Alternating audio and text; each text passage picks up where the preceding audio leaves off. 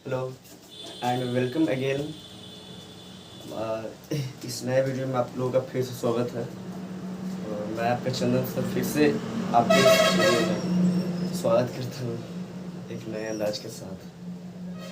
जैसे कि मैंने पिछले वीडियो में लाइफ प्रोसेस कोई सीरीज चला रहा है इस तरह से, तो हमने बताया था। तो 4 चीज़ें जो थी पढ़ लिए थे हम लोग। पढ़ लिए कौन कौन? तो पाचन तंत्र, श्वसन तंत्र, परिवहन तंत्र, उत्सर्जन तंत्र भी पढ़ लिए। लेकिन ये सभी पढ़े हम लोग जो है किस में, तो मानव में पढ़े, क्योंकि मानव का सिलेबस इसमें ज़्यादा था। लेकिन आज इस वीडियो में जो है पूरा जैसे भोजन बनाते हैं, श्वसन कैसे होता है, परिवहन कैसे होता है, उत्सर्जन कैसे होता है, सारा पेड़ पौधों में ये कैसे संपन्न होता है, आज हम लोग पेड़ पौधों में देखेंगे। लेकिन उसके पहले जो उत्सर्जन तंत्र का पढ़ाए थे, तो उससे थोड़ा सा कुछ था, लास्ट पॉइंट बचा था, तो आई थिंक सोचे कि बता देते हैं। देखिए, समझाने ये चाह रहे थे हम, जैसे कि मान लीजिए कि ये जो है आपका किडनी,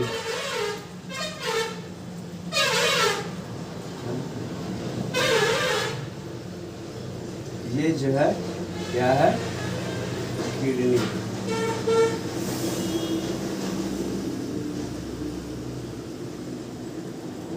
किडनी। और इस तरह से जो भी मान लीजिए कि ऐसे ऐसे जो कल बनाए थे, आप अच्छी तरह से जानना चाहेंगे तो अगले पिछले वीडियो जाकर देख सकते हैं।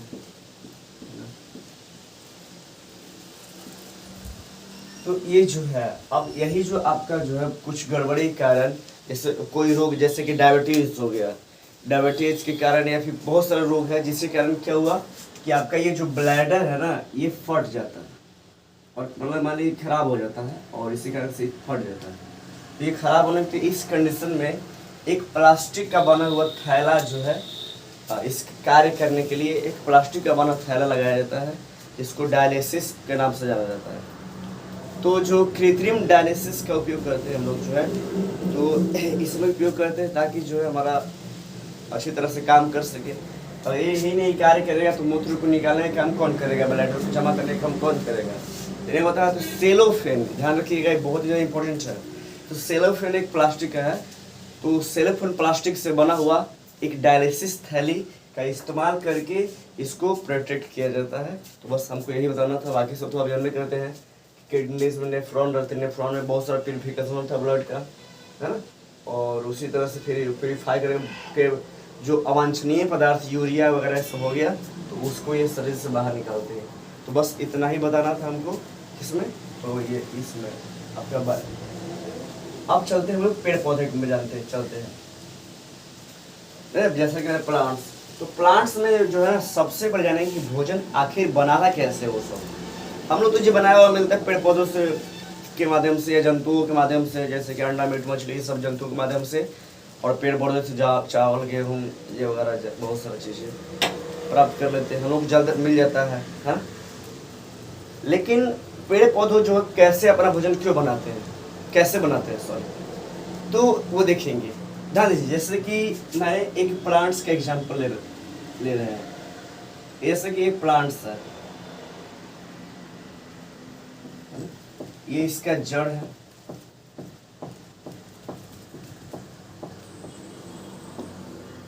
ये अर्थ था, फिर पानी भी है इसमें, ठीक है। और ये जो है इस तरह से,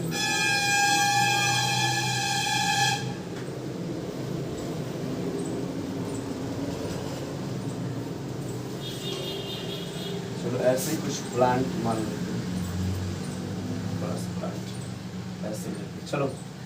तो इस तरह के प्लांट है, तो ये अपना भोजन जो है कैसे बनाता है, ये हम लोग देखेंगे अच्छा तरह से। क्या क्या रिक्वायर्ड होते हैं भोजन बनाने में, इन लोगों को देखेंगे। तो जाहिर सी बात है, सभी लोगों को पता होगा कि ये पौधे जो होते हैं अपना भोजन जो है प्रकाश संश्लेषण के माध्यम से बनाते हैं। प्रकाश संश्लेषण, प्रकाश संश्लेषण प्रक्रिया द्वारा बनाते हैं। इसको इंग्लिश में बोलते हैं फोटोसिंथेसिस। इसको फोटोसिंथेसिस के नाम से जानते हैं इंग्लिश में। अब क्या क्या वो जो कच्चे सामग्री है वो रिक्वायर्ड होते हैं वो देखेंगे। ये बहुत ही बार पूछा जा चुका प्रश्न है बोर्ड में कि पौधों को प्रकाश संश्लेषण प्रक्रिया के लिए कच्चे सामग्री कहाँ कहाँ से प्राप्त करते हैं और क्या क्या होता है उनका नाम लिखे। तो देखिए समझिएगा, प्रकाश संश्लेषण के लिए रिक्वायर्ड सबसे पहला चीज होता है आपका सनलाइट। सनलाइट। दूसरा चीज है आपका जरूरी जो है उसके लिए वो है आपका CO2 गैस। तीसरा है वाटर। चौथा है मिनरल्स, वाटर एंड मिनरल्स। उसके अंदर रहता है क्लोरोफिल।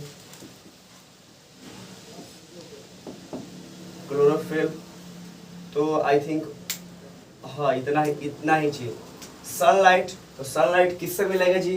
सनलाइट तो हम लोग प्रोड्यूस नहीं कर सकते हैं, तो सनलाइट का एक ही देवता है जिनका नाम है सन। तो सन जो है वो क्या करेंगे कि ये इनको जो है ये प्रदान करेंगे। तो ये सन है, सन से एक लाइट मिल जाता है पौधों को। ऐसा मानेगा कि इनसे चलिए एक पत्ता हम लोग जो है इनसे एक पेड़ का पत्ता ले लेते हैं, ठीक है।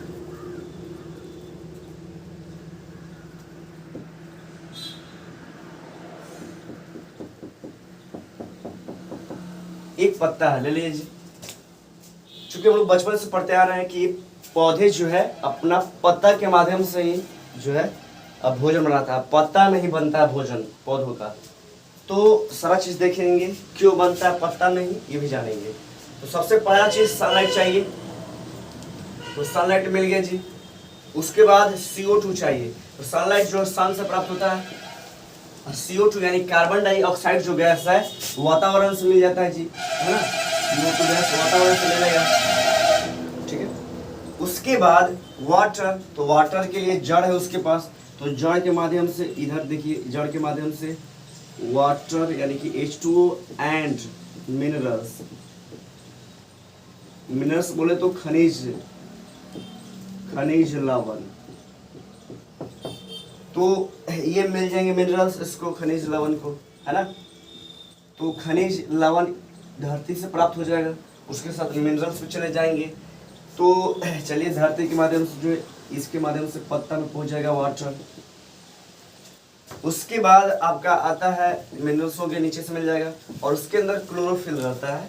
तो इसके अंदर ये रहता है CHLOROPHYLL, क्लोरोफिल हो गई। तो ये सारे रिक्वायर्ड होते हैं फोटोसिंथेसिस के लिए, फोटोसिंथेसिस में। तो अब देखिए इसकी क्रिया विधि क्या होती है ना। अब जो किस तरह से जो है ये अपना भोजन बनाते हैं, इसकी क्रिया विधि क्या होती है टोटल समझेंगे, है ना। LCTIONS आप तक अभी तो पढ़े होंगे, लेकिन ये नहीं, अधिकतर लोगों को ये नहीं पता होता है कि कैसे आखिर सनलाइट का कार्य क्या होता है, CO2 कार्य क्या होता है, H2O मिनरल्स और ये क्लोरोफिल सब काम का आखिर क्या रहता है। हम लोगों में सारा चीज पाया जाता है क्या, देखो समझना, एक क्लोरोफिल को छोड़ करके बाकी सारा चीज हम लोग पा लेते हैं जी। सनलाइट मिल ही जाता है, CO2 गैस बाहर वातावरण है, ये है ना, वो पानी नहीं है, मिनरल्स ले ही लेते हैं इस सब माध्यम से। लेकिन क्लोरोफिल ना मिलने के कारण हम लोग जो अपना भोजन स्वयं नहीं बना पाते हैं। अब क्यों नहीं बना पाते हैं, हम लोग क्यों बना पाते हैं, चलिए इस क्रिया विधि के माध्यम से हम आप लोग को समझाते हैं।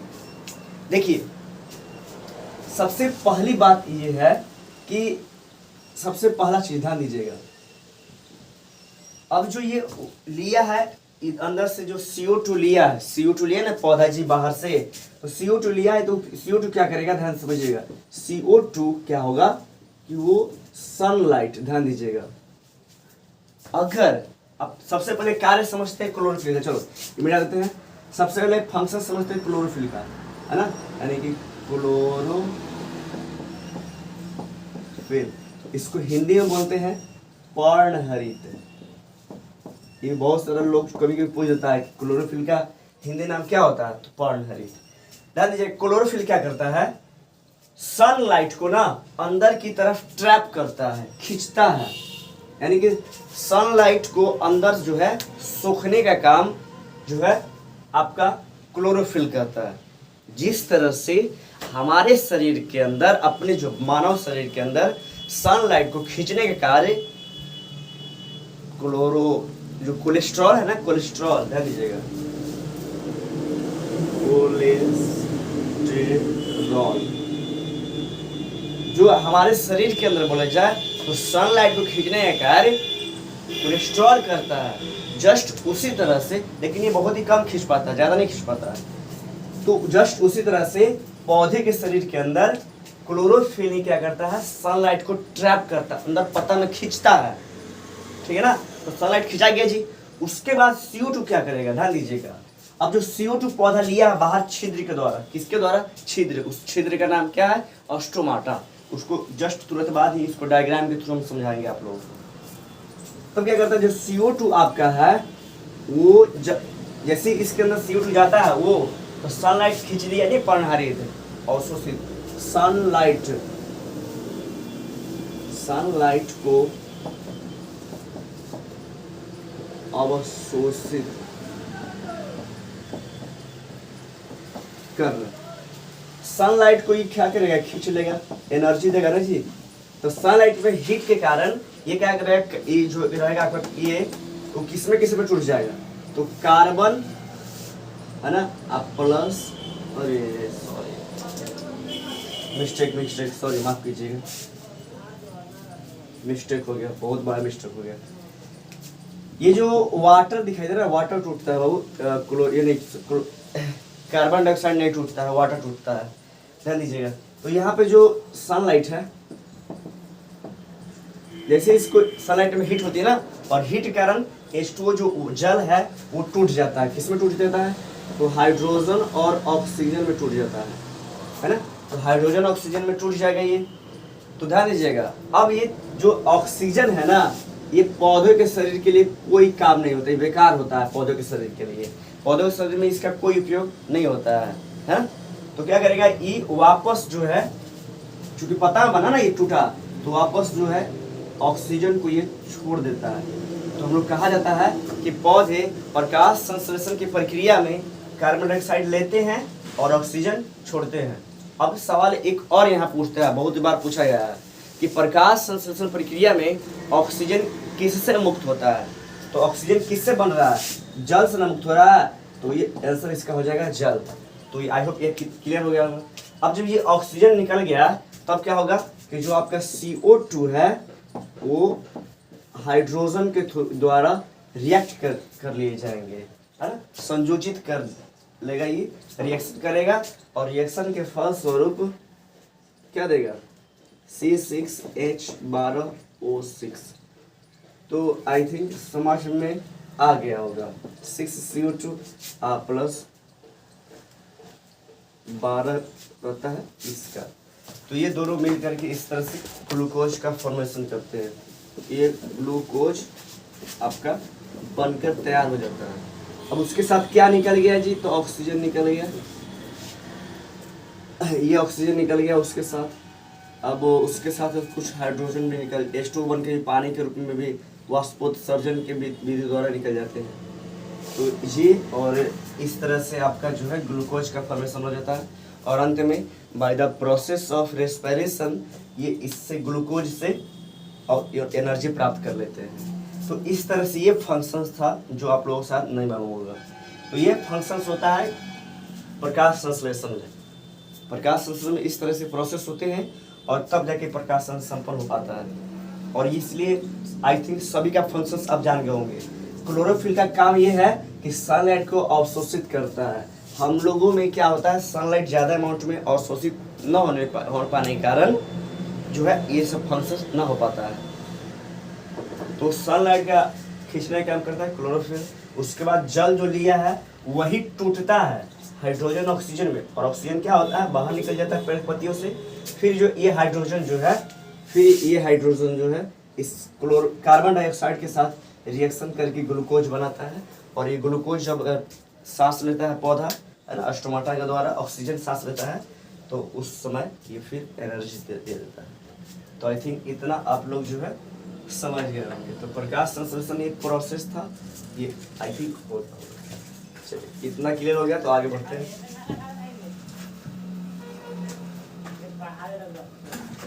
अब नेक्स्ट जो प्रोसेस है वो है हम लोग जानना कि क्लोरोफिल, आखिर जो पौधे सांस किस लेते हैं, सांस जो है किसके माध्यम से लेते हैं वो। अगर आप पत्तों को जो है तोड़ करके उसमें से अगर झिल्ली देखे होंगे, झिल्ली एक होता है, पत्ता कुछ तोड़िएगा तो उसमें से पतला लेयर रहता है, उजला उजला रहता है, तो उस पर कुछ जो उसको ले करके है ना उसको अच्छी तरह से पानी में धो लेंगे। उसको देखो ऐसा रहता है, मतलब ऐसा से उजला टाइप के निकल जाएगा आपका, इससे ऐसा ले करके फिर उस पर थोड़ा सा अच्छी तरह से पानी धो लेंगे। धोने के बाद इसमें सैफ्रेनिन, किसकी, सैफ्रेनिन की कुछ बूंदे डाल देंगे इसमें, सैफ्रेनिन की बूंदे डाल दी इस पर, और डालने के बाद उसको थोड़ा सा और भी एक और केमिकल जो ग्लिसरॉल है ना, ग्लिसरॉल होता है, उसको डाल करके एक स्लाइड बना लीजिएगा। स्लाइड बनाने के बाद इसको रख देंगे इसी पर, है ना, इसमें ये मटेरियल रख दिए और इसमें जो है ग्लिसरॉल डाल करके, और उसके बाद एक छोटा स्लाइड से है ना ढक देंगे इसको, और ढक करके फिर ले जाके ये हमारा जो बन गया स्लाइड, और स्लाइड बन करके गया तो इसको ले जाके आप माइक्रोस्कोप में डाल करके और देखेंगे माइक्रोस्कोप में डाल करके तो क्या दिखाई देगा, ध्यान से देखिएगा। ध्यान से देखने वो जो दिखाई देगा वो उसको बोलते हैं अस्टोमाटा, इसको अस्टोमाटा के नाम से जाना जाता है, ठीक है। तो ये अस्टोमाटा ऐसे छिद्र टाइप का रहता है, और ऐसे मतलब बहुत सारा होता है, ऐसे ऐसे देख सकते हैं हम लोग जो है एक छिद्र होता है ये, तो बहुत सारा छिद्र के माध्यम से ये बहुत सारा रहता है, बहुत ज़्यादा अमाउंट में रहता है ये सब, तो वो पत्ती पर भित्ति पर दिखाई देगा आपको। तो इस तरह से आपको बहुत सारे मिल जाएंगे, ऐसे ही रहते हैं, छिद्र रहता है ये सब, और इसी के माध्यम से ये जो छिद्र दिखाई दे रहा है ना, ये इसी के माध्यम से जो है ये सांस अंदर की तरफ लेता है CO2, और बाहर से अंदर से इसी माध्यम से छोड़ता है O2। और जब ज़्यादा शरीर में इसके पानी चला जाएगा ना, तो वाष्पोत्सर्जन जो होगा, जिसके माध्यम से जो ज़्यादा अमाउंट में बचा हुआ जल है, जैसे कि हम लोग शरीर में जो ज़्यादा अमाउंट में जल बच जाता है तो वेस्ट प्रोडक्ट रहते हैं जैसे यूरिया सब, क्या होता है पेशाब के रास्ते बाहर निकलता है। तो जस्ट हम लोग जो ज़्यादा मात्रा में जो पानी हो जाता है वो पेशाब का रास्ता बाहर निकल जाता है। जस्ट उसी तरह से इन लोगों में जो ज़्यादा अमाउंट में पानी हो जाता है तो वो जो है इसी माध्यम के थ्रू बाहर निकल जाते हैं। इस प्रोसेस को वो जो है वाष्पोत्सर्जन के नाम से जानता है, वाष्पोत्सर्जन ज़्यादा अमाउंट। तो ये होता है और सारा चीज़ इसी प्रोसेस होते हैं। अब जो ये दिखाई दे रहा है ना बाहर जो सेल दिखाई दे रहा है, ये वाला पार्ट, ये और उधर ऊपर वाला, इसको बोलते हैं गार्ड सेल, है ना, GOURD, गार्ड सेल्स। गार्डिंग करना, देखिए गार्ड सेल मतलब होता है जिसको रक्षी कोशिका के नाम से जाना जाता है। अब जो CO2 अंदर चला गया तो CO2 वापस नहीं आ सकता है ना, उधर से आया केवल तो O2 ही बाहर आएगा। इसको गार्डिंग करने का काम कौन है, रक्षी कोशिका का है। और ये क्या करता है, जब एक बात और ध्यान दीजिएगा, और जब अगर सूर्य का प्रकाश ज़्यादा अमाउंट में हो जाता है, ज़्यादा पड़ने लगता है ना, तो ये अपने आप बंद हो जाता है। इस बात का भी ध्यान रखिएगा। या फिर जिस समय सूर्य को लाइट ना मिल रहा है उस समय ये बंद हो जाता है ऑटोमेटिक। सन का लाइट मिलेगा तब भी, और बंद ना मिलेगा तभी बंद हो जाएगा ये। तो ये होते हैं आपका अस्टोमाटा। और आपको कैसे देखना है ये सारा बता दिया, अगर माइक्रोस्कोप उपलब्ध हो जाए